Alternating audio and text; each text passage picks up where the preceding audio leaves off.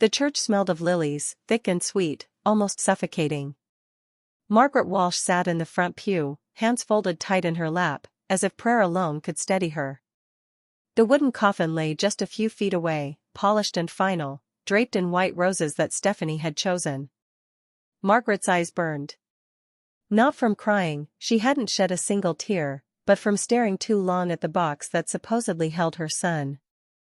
Around her, the congregation murmured in low voices, the shuffle of black shoes against tile. Stephanie leaned forward at the pulpit, voice breaking just enough to sound convincing as she spoke of love, devotion, and tragedy. She painted Danny as a man who had lost control of a car on a rainy road, and herself as the shattered widow. Every practiced pause, every glance at the audience, seemed too precise to Margaret. Her fingers dug into her palm until her nails left crescents. A vibration rattled in her purse. Margaret startled, drawing a look from the woman beside her. She slipped out her phone under the cover of a tissue. The screen lit up. From Danny. "Mom, I'm alive. Don't trust her." Margaret's breath caught. The church seemed to tilt. For a moment she thought she might faint, collapse right there at her son's funeral. She clutched the edge of the pew, heart pounding loud enough to drown out Stephanie's eulogy. Her first instinct was disbelief. This had to be a cruel prank. But the words, short, urgent, felt like Danny. They felt like her boy. She looked up, scanning the church. Stephanie's voice rang steady, silky. "Danny was my world. I will never stop loving him." Margaret's jaw tightened. She wanted to stand, to shout, to demand the coffin opened in front of everyone. But she sat frozen, the phone still glowing in her hand. For the first time since Danny's so-called accident, grief gave way to something sharper. Suspicion. Her son wasn't dead. And if he wasn't dead, then what in God's name was she burying?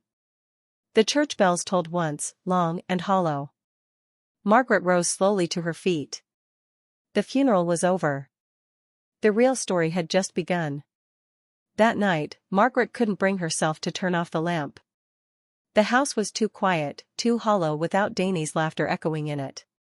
She sat in her armchair, the funeral clothes still clinging to her, staring at the message on her phone as if it might vanish. Her thumb hovered above the screen. She typed a reply, "Where are you?" then deleted it. Typed again, "Please come home," and deleted that too. What if someone else had his phone? What if a stranger was baiting her? But her heart argued differently. A mother knows her child's voice, even through text. The clipped urgency, the way he called her mom instead of mother. It was him. The clock ticked past midnight when she finally dared to send, "I saw your message. Tell me what's happening." No response. The house creaked with the shift of old wood. Outside, rain drummed against the window, steady and insistent. Margaret tried to close her eyes, but when she did, she saw Stephanie's face, polished, beautiful, too controlled. She remembered the way Stephanie's hand lingered on the coffin as though it were a stage prop. Margaret's chest tightened. She wanted to believe the best of her daughter-in-law. Stephanie had been devoted once, or seemed to be. But now her every memory of her carried a sour edge, the quick dismissals when Margaret asked questions, the way she took charge of the funeral without hesitation, the faint smile she gave to the reporters outside the church. The phone buzzed. Margaret's eyes flew open. "I can't explain. Not safe. She's lying. Stay quiet." Her pulse hammered. "She's lying." The words confirmed what Margaret's instincts had screamed in the church. Stephanie was not just a grieving widow. She was hiding something, something that required her own husband to vanish. Margaret pushed herself up, pacing the length of the living room. If Danny was alive, if Stephanie was lying, then this wasn't grief anymore. It was a game. A dangerous one. She glanced at the framed photo on the mantel, Danny at 12, gap-toothed and grinning beside his first science fair project. She whispered to it, a vow more than a prayer. "I'm going to find you, sweetheart. And I'll find out what she's done." Outside, thunder rolled. Inside, Margaret's fear hardened into resolve. The morning after the funeral, Margaret dressed with deliberate care. A gray coat, simple shoes, her wedding ring polished until it caught the light. She wanted to look steady, unshaken, though inside her stomach twisted like wet rope. She drove to the cemetery. The groundskeeper gave her a polite nod, no suspicion in his eyes. Why would there be? To everyone else, she was just a grieving mother visiting her son's grave. But Margaret didn't bring flowers. She brought a hammer. Her hands trembled as she knelt before the mound of earth, the coffin resting only a few feet below. She hadn't planned on this, it was madness, but the thought had been gnawing at her all night. If Danny was alive, then whose body had been lowered into that grave? She pressed the hammer into the soil, chipping at the edges where the earth was still loose. The sound was muffled, swallowed by the damp morning air. Her breath came fast, sharp, fogging in the chill. Every strike seemed louder than it was, each one daring discovery. Then a voice, "Mrs. Walsh?" Margaret froze, heart lurching. She turned slowly. Stephanie stood a few yards away, a black umbrella in hand, her dark dress pristine against the wet grass. "I thought I might find you here," Stephanie said, her tone soft, almost tender. "It's hard to let go, isn't it?" Margaret's grip tightened around the hammer, but she slipped it behind her coat. "I was just sitting with him." Stephanie stepped closer, her smile small but controlled. "You don't have to be alone, Margaret. We can get through this together." The words sounded like comfort, but the eyes behind them gleamed cold. For the first time, Margaret saw the mask for what it was, not grief, not love, but calculation. Her phone buzzed in her pocket. She didn't dare check it, not with Stephanie watching. But the vibration pulsed like a secret heartbeat. "Thank you," Margaret whispered, forcing her voice even. "I think I need some time." Stephanie studied her, too long, then finally turned away. When she was gone, Margaret slipped the phone free. Another message from Danny. "Don't let her see you doubt. She's dangerous." Margaret's knees nearly buckled. The hammer weighed heavy in her hand. The grave was not the only place she'd find answers. Margaret hadn't planned to spy, but desperation makes decisions for you. She sat in her car across the street from Stephanie's house, engine off, breath fogging the windshield. It was nearly midnight. Every window in the two-story home glowed bright, too bright for a widow's solitude. She watched as shadows moved behind the curtains, Stephanie, pacing, and another figure. A man. Tall, broad-shouldered, unfamiliar.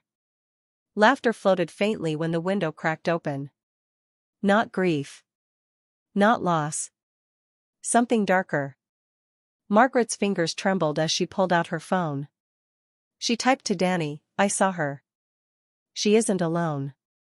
Tell me what's happening." 3 dots pulsed, disappeared, then returned. "Finally, they want the land. She's working with them. Don't trust anyone." Her pulse hammered. The land.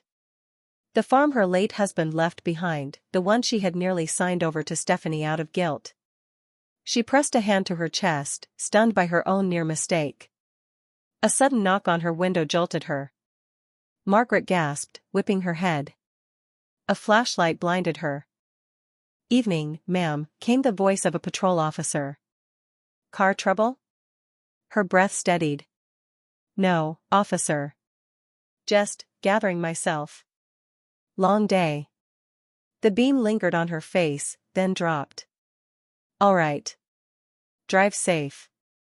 As he walked off, Margaret looked back at the house. Stephanie stood in the window, watching her. Just a silhouette, but unmistakable. Margaret's stomach dropped. She turned the key, drove away, hands white-knuckled on the wheel. At home, she locked every door, shut every curtain. She sat at the kitchen table, phone in hand. Another message arrived from Danny. "She won't stop, Mom. They'll hurt me if I show my face.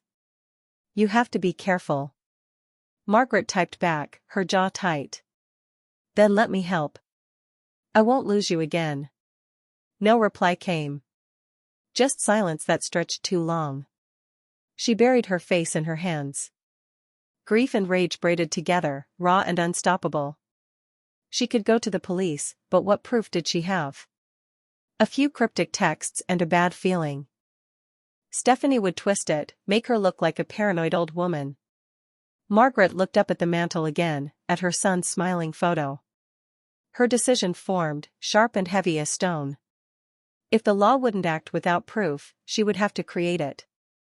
The diner hummed with ordinary life, forks clinking, a jukebox crooning something soft, the smell of coffee and fried onions. To anyone watching, Margaret was just an old woman waiting for a late dinner. But beneath the table, her hands shook with the weight of what was about to unfold. Across from her sat Stephanie, flawless as ever, a silk scarf draped neatly around her neck. She stirred her tea without looking up. "You wanted to talk about the property again," she said, her voice calm, almost bored. Margaret forced a nod. "Yes. I've been thinking. Maybe you're right. Maybe I should transfer the deed to you, let you handle things." Stephanie's eyes flicked up, sharp with triumph before she smoothed them back to sorrow. "That would mean a lot, Margaret. Danny would want me to be secure." A man slid into the booth beside Stephanie, broad shoulders, the same one Margaret had glimpsed in the window. He dropped a folder on the table. "Papers inside. Legal papers. All you need is a signature," he muttered. Margaret's heart pounded. This was it. Proof. She reached for the pen, her fingers steady now, steady with purpose. She signed her name slowly, each stroke deliberate. Then, she looked up. "You should know," she said softly, "this booth has a microphone." Stephanie froze. "Every word you've spoken since you sat down has been recorded," Margaret continued, her voice carrying just enough to be overheard. "And in about 30 seconds, those men at the counter are going to stop pretending to drink coffee." As if on cue, the two officers rose, badges flashing. The diner shifted in an instant, customers pulling back, chairs scraping. Stephanie's face drained of color, the mask crumbling at last. The broad-shouldered man lunged, but was slammed against the table, the folder scattering across the floor. Contracts, bank drafts, evidence of everything. Margaret sat still, her breath trembling out of her, tears stinging her eyes. For the first time in days, she felt her son's presence near, not in memory, not in grief, but in the certainty that he would come home. Stephanie's voice broke, desperate now, as the cuffs clicked shut. "You don't understand," Margaret cut her off with a whisper. "I understand enough." The diner's neon sign buzzed faintly above them, casting its red glow across the scene. The trap had sprung. The house felt different when Danny finally walked through the door. Not the echo of a ghost, not a flicker on a phone screen, his real footsteps on the worn floorboards, his real arms pulling Margaret close. She held him like she had when he was a boy, fierce and trembling, her face pressed into his shoulder. Neither spoke at first. The silence between them was thick with all the words they hadn't dared to send. When she finally pulled back, Margaret searched his face as though memorizing it anew. There were lines she hadn't seen before, shadows of hiding and fear, but his eyes were the same, her son's eyes. "You came back," she whispered. "I couldn't stay gone forever." His voice cracked. "I thought keeping my distance would keep you safe." Margaret cupped his cheek, steady now. "You are not a man who hides, Danny. You are my son." And she underestimated us both. The room carried the weight of what had happened, Stephanie in custody, the contracts seized, the lies exposed. Yet Margaret knew justice wasn't neat. There would be lawyers, headlines, whispers in town. But those details felt small beside the truth standing in front of her. Later that night, after Danny had fallen asleep on the couch, Margaret wandered to the porch. The farm stretched out under the moonlight, the fields silver and endless. She breathed in the damp earth, the smell of roots and grass, the land that had nearly been stolen from them. She thought of the coffin, the lilies, the lie of a funeral. She thought of Stephanie's polished smile cracking under the diner lights. And she thought of herself, an old woman who had once believed her best years were behind her, now standing unbroken in the quiet night. A single owl called from the trees. Margaret closed her eyes and let the sound settle inside her. When she opened them, she felt it, the shift. She was no longer the woman who sat helpless in a pew, mourning what wasn't lost. She was someone else now. Someone sharper, stronger. Inside, her son stirred. Tomorrow would bring its own storms. But tonight, under the vast sky, Margaret allowed herself to whisper the words she hadn't dared all week. "We're still here." And the night seemed to answer back.